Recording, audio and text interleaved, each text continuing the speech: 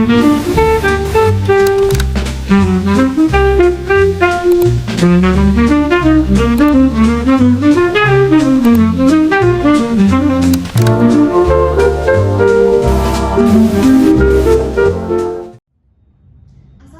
warahmatullahi wabarakatuh. Perkenalkan, kami dari kelompok 3.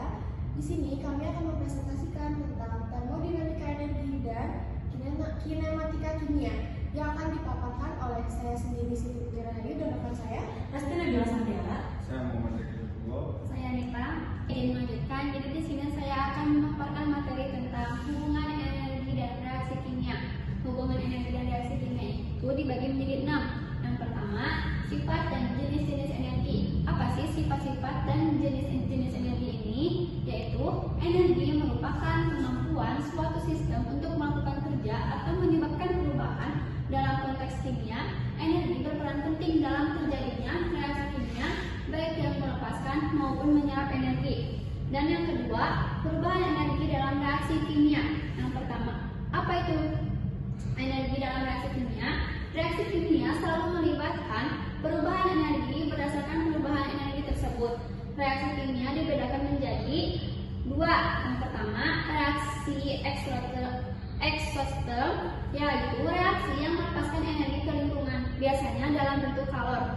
Dan yang kedua yaitu reaksi endosterm, yaitu reaksi yang menyerap energi dari lingkungan. Perubahan energi ini terjadi karena pemutusan ikatan pada reaktan dan pembentukan ikatan baru pada produk. Dan yang ketiga, pengantar termodinamika. Termodinamika adalah cabang ilmu kimia yang mempelajari hubungan antara kalor kerja dan energi dalam suatu sistem. Dalam reaksi kimia, termodinamika digunakan untuk menentukan arah reaksi dan perubahan energi yang terjadi. Konsep dasar termodinamika meliputi yaitu sistem dan lingkungan, energi dalam, kalor dan kerja. Hukum termodinamika yang penting dalam kimia adalah hukum 1 termodinamika yang menyatakan bahwa energi total sistem dan lingkungan bersifat tetap. Dan yang keempat ada entalpi reaksi kimia.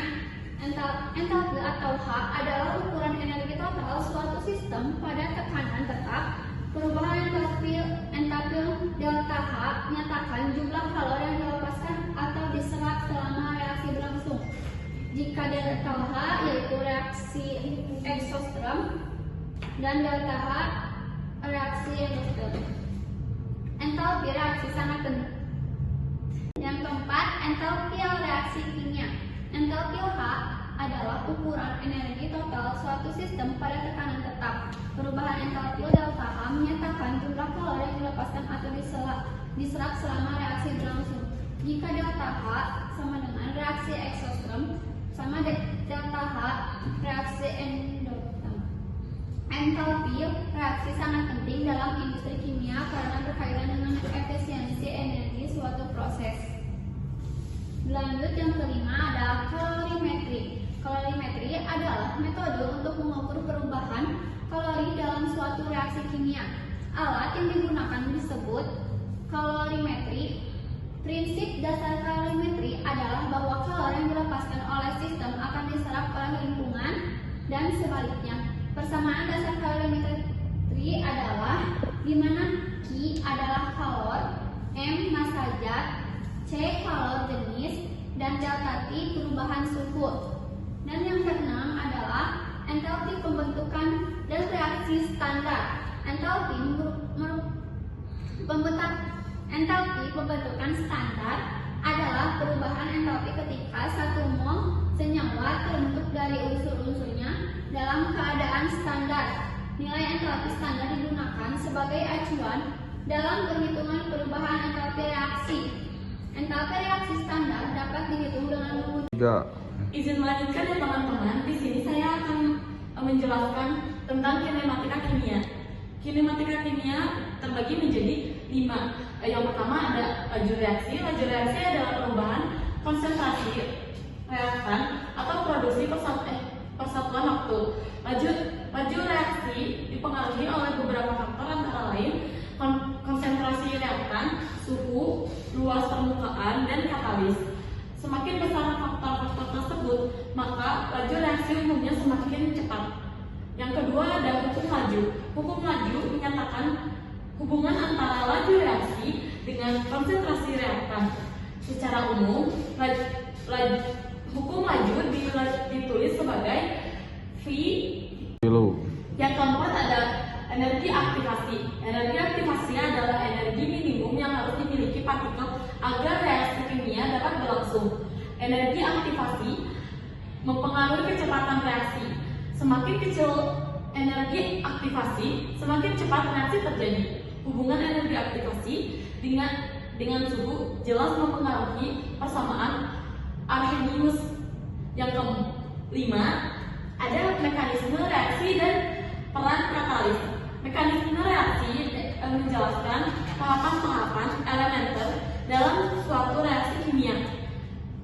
Reaksi kompleks umumnya terdiri dari beberapa tahap.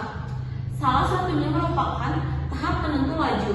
Katalis adalah zat yang dapat mempercepat laju reaksi tanpa mengalami perubahan permanen. Katalis bekerja dengan menurunkan energi aktivasi sehingga reaksi Masuk ya teman-teman, di sini saya akan menjelaskan tentang studi kasus industri semen. Nah, industri semen merupakan salah satu industri paling penting dalam pembangunan infrastruktur. Kenapa sih penting? Karena dengan adanya semen itu akan memperkuat dan memperkokoh bangunan. Itu menjadi bahan utama juga. Misalkan kayak bangunan rumah, gedung-gedung yang berlantai tinggi, serta jalanan. Itu semuanya menggunakan semen sebagai bahan utamanya. Terus proses produksi semen melibatkan reaksi kimia bersuhu tinggi. Kenapa bersuhu tinggi? Karena biasanya semen itu untuk jalanan itu disatukan dengan aspal. Setelah itu penggunaan energi yang besar serta pengendalian laju reaksi agar produksi dihasilkan memiliki kualitas yang baik. Oke, di sini kita masuk ke tinjauan produksi semen. Untuk menyiapkan bahan bakunya, bahan baku utama semen adalah batu kapur yang dimana sering disebut juga adalah CaCO3 dan tanah liat yang mengandung silika atau disebut juga SiO2 dan alumina atau disebut juga Al2O3 serta besi oksida yang disebut Fe2O3. Terus ada bahan-bahan ini dihancurkan dan dihaluskan terlebih dahulu. Pencampuran dan penggilingan awal, bahan baku dicampur dengan perbandingan tertentu lalu digiling menjadi satu halus yang disebut kaumia. Terus selanjutnya ada pembakaran di lilin atau disebut tanah putar, tanun putar. Kaumia dipanaskan di dalam lilin pada suhu sangat tinggi sekitar 1400 sampai 1450 derajat Celcius.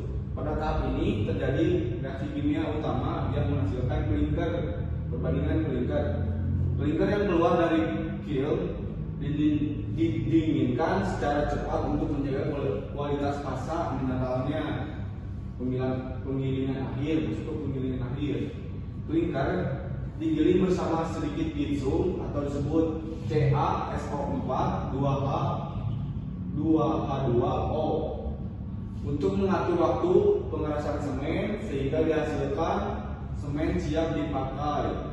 Dan untuk reaksi kimia utamanya itu, reaksi kimia paling penting dalam produksi semen adalah reaksi dekomposisi kalsium karbonat atau CaCO3S, CaOS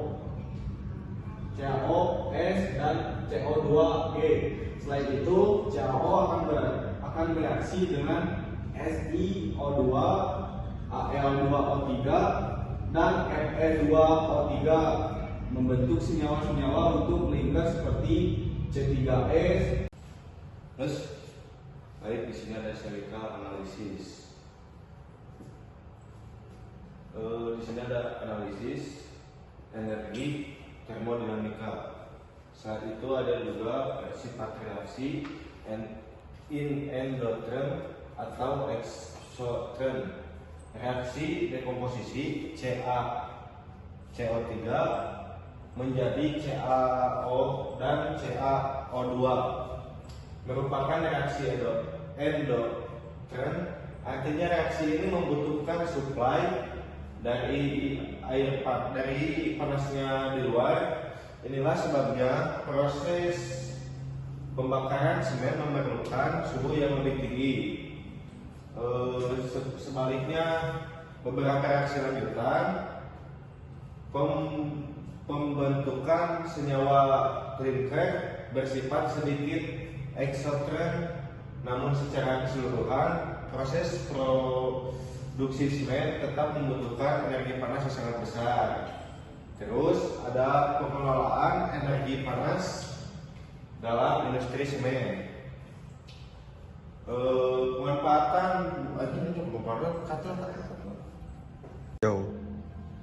selanjutnya ada analisis laju reaksi kinetika, cara mempercepat laju produksi. Dan terakhir ada menaikkan suhu reaksi. Suhu tinggi bikin mempercepat laju reaksi kimia sesuai dengan teori kinetika reaksi. Memperhalus ukuran partikel bahan baku. Partikel yang lebih halus memiliki permukaan lebih besar sehingga reaksi berlangsung lebih cepat. Terus ada pengaturan waktu tinggal resident time. Bahan baku diatur agar berada cukup lama di dalam kiln sehingga reaksi berlangsung sempurna. Terus selanjutnya ada peran katalis dalam produksi semen. Pada proses produksi semen tidak digunakan katalis secara langsung seperti pada industri kimia lainnya. Namun komposisi bahan baku yang tepat, misalnya kandungan Al2O3 dan Fe2O3 dapat bertindak sebagai mineralizer yang membantu mempercepat pembentukan senyawa cleaner. Proses menjadi lebih efisien, konsumsi energi dapat ditekan, kualitas semen juga dapat lebih stabil dan lebih bagus daripada semen biasanya. Di sini kita masuk ke kesimpulan. Kesimpulannya adalah bahwa prinsip-prinsip termodinamika dan kinematika kimia memiliki peranan krusial dalam pembuatan semen. Nah, dari aspek termodinamika ini, reaksi utama yang terjadi adalah dekomposisi kalsium karbonat, yaitu CaCO3, yang dimana menjadi kalsium oksida CaO dan karbon dioksida atau CO2, yang merupakan reaksi endotermal yang membutuhkan jumlah energi panas yang sangat tinggi. Oleh karena itu, pengaturan energi melalui penggunaan panas sisa, penerapan reaktor dan pemanfaatan bahan bakar alternatif ini menjadi elemen penting untuk meningkatkan efisiensi energi dan mengurangi biaya produksi. Sehingga di sisi lain, dari perspektif kinematika kimia, kecepatan reaksi dalam proses pembuatan klinker dipengaruhi oleh suhu yang tinggi, ukuran partikel bahan baku, dan lama waktu tinggal di kiln. Mengelola faktor-faktor ini memungkinkan reaksi berlangsung menjadi dengan lebih cepat dan sempurna, yang berdampak pada kualitas semen yang dihasilkan menjadi lebih unggul dan konsisten. Meskipun katalis tidak diaplikasikan secara langsung, jenis komposisi bahan baku tertentu berfungsi sebagai mineralizer yang membantu mempercepat proses pembentukan senyawa klinker. Dan dengan kata lain, pemahaman